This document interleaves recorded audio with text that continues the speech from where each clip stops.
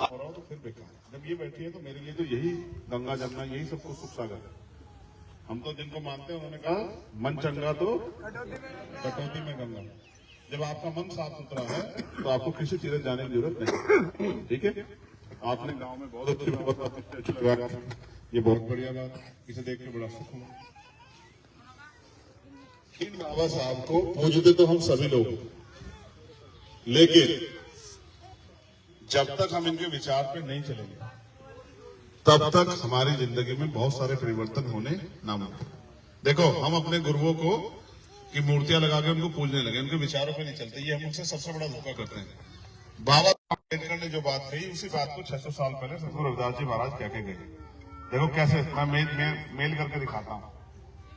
बाबा साहब सतगुरु रविदास जी महाराज ने कहा, पराधीनता पाप है जान ले मीत, और रविदास दास पराधीन से कौन करो सुप्रीत। उन्होंने कहा गुलामी पाप है, तो जो अगर आप गुलाम बने रहोगे तो कोई आपसे प्यार मोहब्बत नहीं करेगा। ठीक है।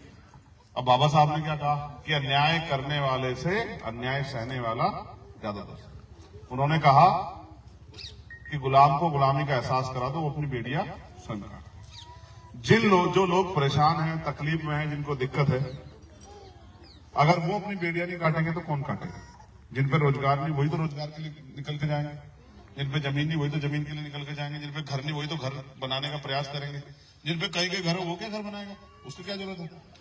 हम इस देश में आजादी से पहले तमाम तरह के अधिकारों से वंचित थे। जो पुराने लोग हैं वो जानते हैं, जिन्होंने पढ़ा होगा उनको जानकारी, कुछ बच्चे पढ़ने लगे उनको भी जानकारी होगी कि ना तो खाने को रोटी थी, ना पहनने कपड़े थे, ना सर पे छत थी, ना ही आजादी थी, ना पढ़ने की, ना घूमने की, ना तमाम तरह की, ना डॉक्टर इंजीनियर आईएएस बन के पढ़ते नहीं तो बन क्या पाते। ये सारी आजादी कब मिली, जब इस देश में आजादी के बाद संविधान लागू हुआ।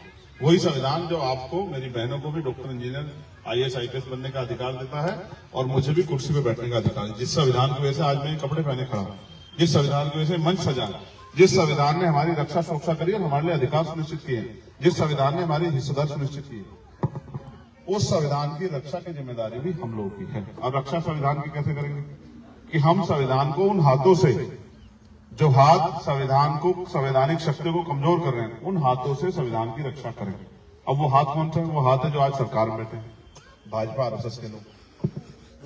अब आप हमारे महापुरुषों ने जो कहा, अगर हम उसको मान लेते तो ये हालत नहीं होती। देखो, बाबा साहब ने कहा शिक्षित बनो, और जिनके पास ताकत थी उन्होंने आजादी से पहले हमें स्कूल में भी नहीं घुसने दिया। बाबा साहब ने कहा संगठित रहो, संगठन बनाओ, जिनके पास ताकत थी उन्होंने हमें इकट्ठे भी नहीं होने दिया। बाबा साहब ने कहा संघर्ष करो, और जिनके पास ताकत थी उन्होंने हमें, संघर्ष तो बहुत दूर की बात है, हमें एक शब्द नहीं कहने दिया। अगर कुछ कह देते तो उसका अपराध सहना पड़ता था।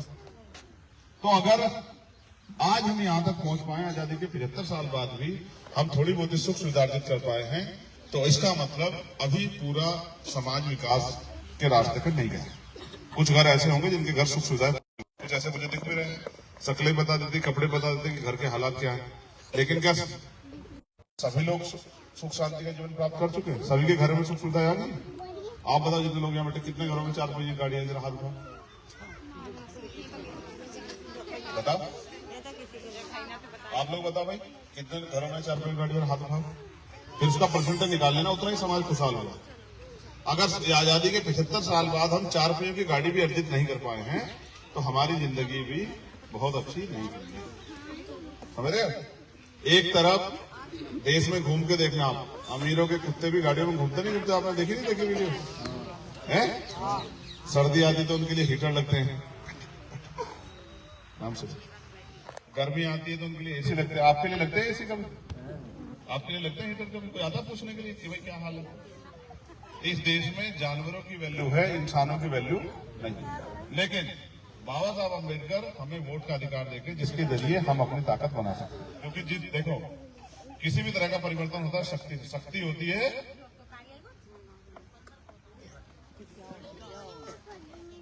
शक्ति होती है, लोकतंत्र में शक्ति है वोट।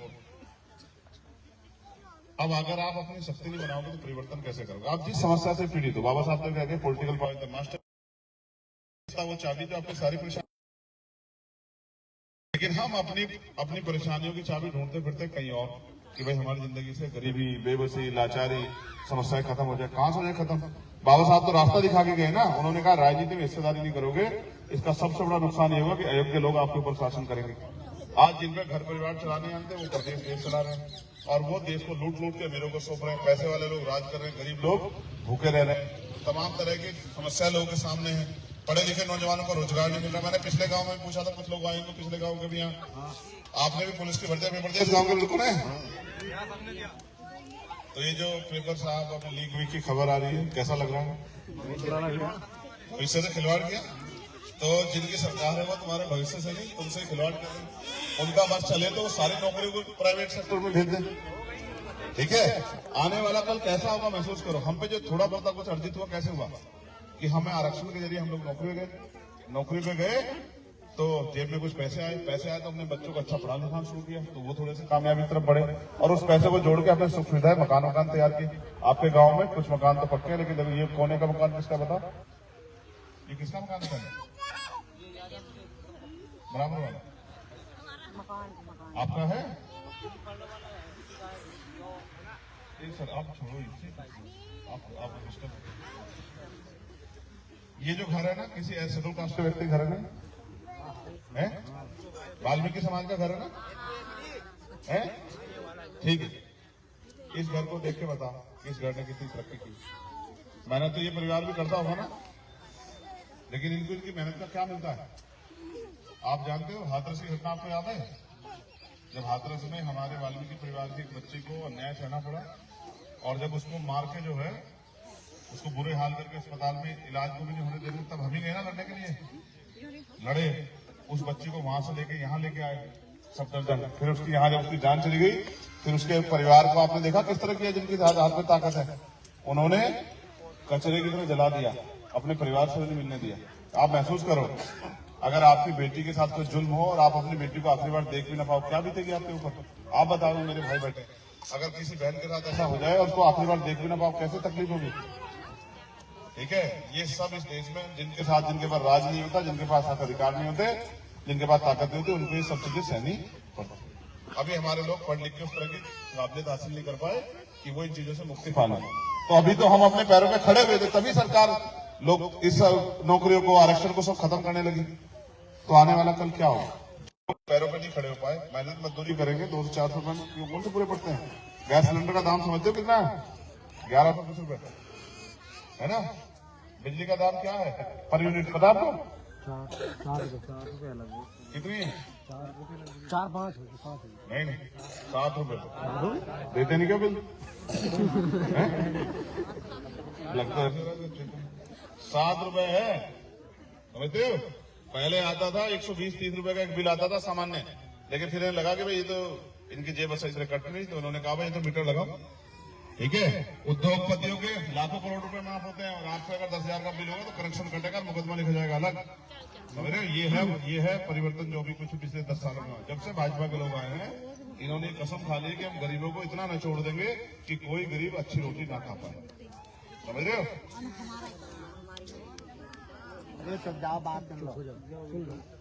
तुम्हारा बिजली का बिल जमा हो गया ना? तुम्हारा बिजली भाई सरकार तय करती है कि बिजली के दाम क्या है, सरकार तय करती है कि रोजगार किनको मिलेगा, सरकार तय करती है बैकलॉग भरा जाएगा नहीं भरा जाएगा, सरकार तय करती है कि अच्छे स्कूल बनेंगे नहीं बनेंगे, सरकार तय करती है कि अच्छे हॉस्पिटल बनेंगे नहीं बनेंगे, सरकार तय करती है कि किनको जमीन मिलेगी किनको लोन मिलेगा। ये सब चीजें सरकार के हाथ में। और बाबा साहब हमें वोट का अधिकार देके गए, हम भी ताकतवर बन के अपने हाथ में कानून व्यवस्था नहीं लेनी है, अपने हाथ में राजकाज ले सकते हैं, राजकाज के जरिए अपने लोगों के जीवन की समस्या खत्म कर सकते हैं। ठीक है, लेकिन वो बदलाव तभी तो होगा जब हम उसके लिए मन बनाए, काम करें। जैसे इन्होंने कहा कि हमने जिन लोगों को भरोसा किया उन लोगों ने तो हमारा साथ नहीं दिया। आपने पिछली बार जिनको वोट दिया था लोकसभा में, याद है आपको? 5 साल पहले किनको दिया था? किनको दिया था? किनको दिया था भाई? आप बताओ, पता नहीं?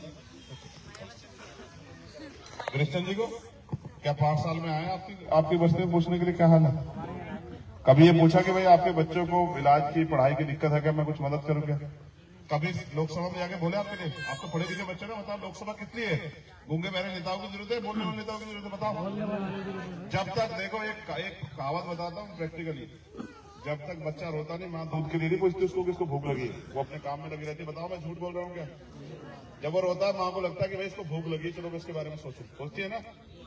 तो अब आप महसूस करो, जब हमारा नेता बोलेगा ही नहीं तो हमारे बारे में कौन सोचेगा? क्या नहीं हो सकता यहाँ?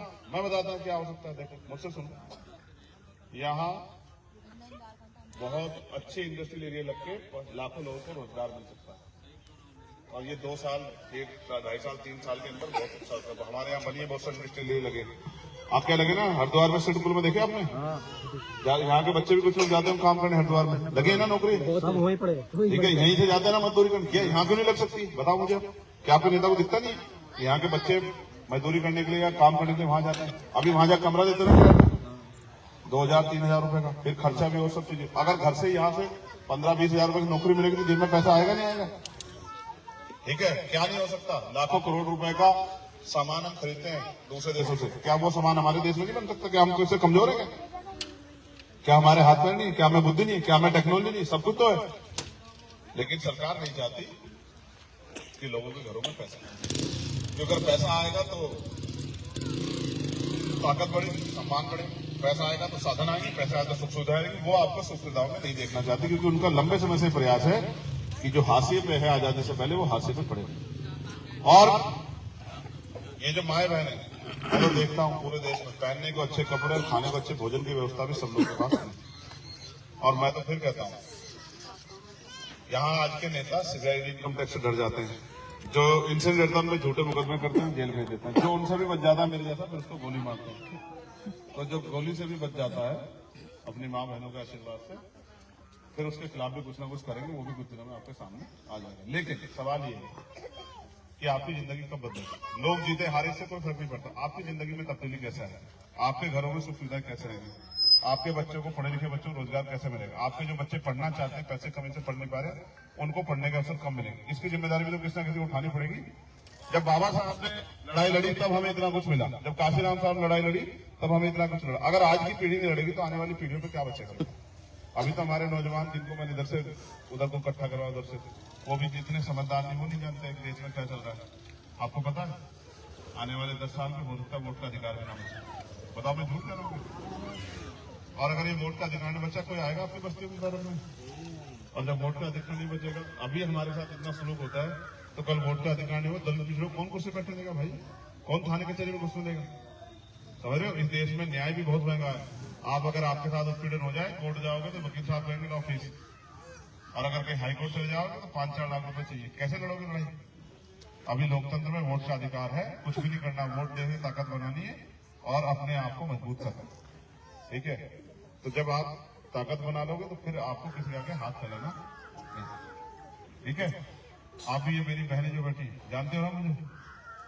कितनी जानते हो? बहनें बताओ, माए नहीं उठाए, जो बहनें हैं, छोटी बहनें, तुमने देखा मुझे लड़ते हुए, संघर्ष करते हुए देखा?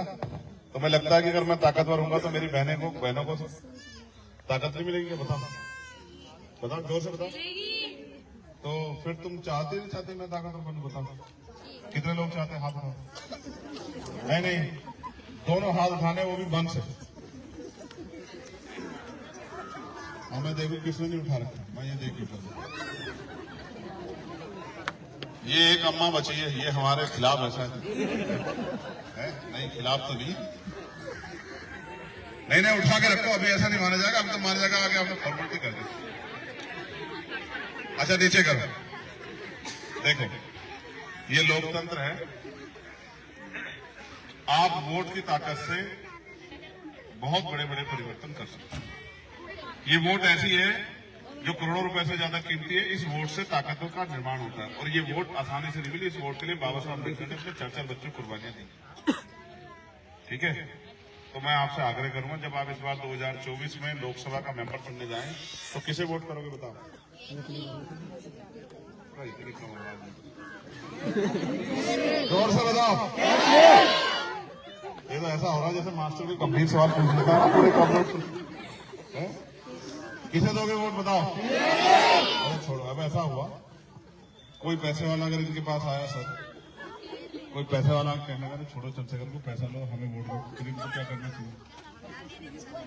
क्या करोगे? पैसा वाला कहने लग जाएगा, वोट जब बुला गया तभी आएगा, उससे पहले पीछे जाओ फटाफट। बताओ, इधर देखो, मेरी तरफ बात करो मुझसे। ये गरीबी की जिंदगी पसंद आ रही है क्या? इसको खत्म करना है नहीं करना? बच्चों के लिए रोजगार की व्यवस्था करनी नहीं करनी? दुख तकलीफें खत्म करनी नहीं करनी? तो फिर वो माथा टेकने से खत्म नहीं होगी, उसके लिए वोट की ताकत बनानी पड़ेगी। समझ लियो? माथा तो 75 साल में टेक रही हो ना, है? बदला कुछ? देखो, माथा मैं भी टेकता हूँ, लेकिन मैं माथा इसलिए नहीं टेकता कि मैं उनसे कुछ मांगता हूँ। मैं उनसे यही कहता हूँ कि आपके जो विचार आप देखें, हम उन पर चलने का काम करेंगे। सतगुरु रविदास जी महाराज ने कहा, ऐसा चाहूं राज में जहां मिले सब अन्न, और छोटे बड़े सब संग से रविदास रहे। उन्होंने कहा ऐसा राज होना चाहिए जो कि आज की सरकारें नहीं दे पा रही, कि जिस राज में कोई छोटा बड़ा ना हो, कोई ऊंच नीच ना हो, कोई भेदभाव ना हो, सब लोग प्रेम भाव से रहे, किसी को तन की रोटी की दिक्कत ना हो, तन ढकने के लिए कपड़े की दिक्कत ना हो, सर ढकने की छत की दिक्कत ना हो। ऐसा राज होना चाहिए, ठीक है? लेकिन वो राज आएगा कैसे? उस राज को उन्होंने नाम दिया, क्या बताया था मैंने पिछले गांव में? क्या दिया था बताओ हिमांशु? बेगमपुरा। वे गम, जहां कोई गम ना हो। ऐसा राज होना चाहिए। वो राज कैसे आएगा? हंसने से नहीं आएगा, रोने से नहीं आएगा, चिल्लाने से नहीं आएगा, ताकत बनाने से आएगा। अगर मुक्ति चाहिए गुलामी से, सुख सुविधा चाहिए, तो फिर अपनी ताकत बनाओ, वरना फिर रोते रहो 5 साल, कोई नहीं पूछेगा। ठीक है? तो वो ताकत कैसे बनेगी? कैसे बनेगी ताकत बताओ, जोर से बताओ। ये पढ़ी लिखी मैंने भी नहीं बोली। अच्छा, आप तो बाबा साहब ने बोलने का अधिकार दिया, जब नहीं था तब तो समझ आता था कि बोलती बात है। ठीक है? पढ़ने लिखने का क्या फायदा होता है कि पढ़ने लिखने वाला आदमी चीजों को समझता है, तर्क करता है। ठीक है? तो अब ये बताओ, कौन से निशान पर? तुम मत बोलो, इनको बोलो। तुम्हारा क्या नाम है? तुम कितने साल के हो? वोट बन गई तुम्हें?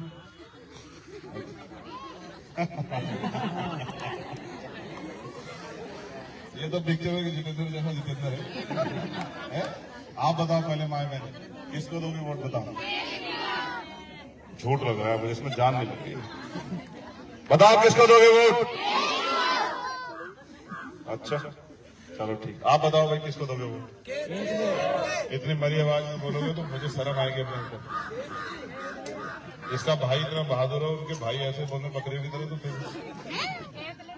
किसे दोगे वोट? बताओ, दोनों हाथ उठा के बताओ। लाओ भाई, ये देखो निशान, क्या है ये तो हुई एक बात। अब दूसरी बात बताओ। एक तो ये मत डरना कि भाई आपकी वोट ईवीएम द्वारा चोरी हो जाएगी। हमारे लोग डर गया कि मशीन द्वारा चोरी हो जाएगी, मशीन द्वारा। हाँ, बस इसी पे मेरी बात सुनो। मशीनों के इलाज के लिए आंदोलन चल रहे हैं। आप देखिए, दिल्ली में आंदोलन चल रहे हैं। और अभी हम बहुत बड़ा आंदोलन करने वाले थे, लेकिन सरकार ने परमिशन दी। रामलीला ग्राम जैसे हमने गुरु रविदास जी के आंदोलन मंदिर पे किया था, लेकिन उन्होंने इधर सुन लो, इधर सुन लो, रोने से कुछ नहीं होगा, आपस में बात करने कुछ होता तो फिर मेरे जैसे लोग जरूरत पड़ती क्या? घर में सब ठीक हो जाता। ठीक है? तो फिर भी हम प्रयास कर रहे हैं। कोर्ट में मुकदमा चल रहा है। उम्मीद है कि चुनाव बैलेट पेपर से हो। अगर चुनाव बैलेट पेपर से नहीं हो तो हमने दूसरा उनको प्रस्ताव ये दिया है कि जो पर्ची निकलती है वीवीपैट से, वो पर्ची हमारे हाथ में आए, हम उसको रगड़ के देखें कि हम कहीं जिस पे निशान लगाया उसी पे वोट गया नहीं गया, और उन्हीं पर्चियों को गिनके काउंटिंग हो, जिन पर्चियों को हमने देख लिया कि हमने वोट जिसको दिए पर्ची उसी को ज्यादा। तो वो प्रयास हो रहे हैं, उससे मत डरना। लेकिन कोई बात नहीं, उनके घर में कुछ उनसे देखो। अब इधर देखो, क्या लिखा? 23 से पढ़ो, 23 साल के बाद पढ़ो। इधर पढ़ो, क्या लिखा?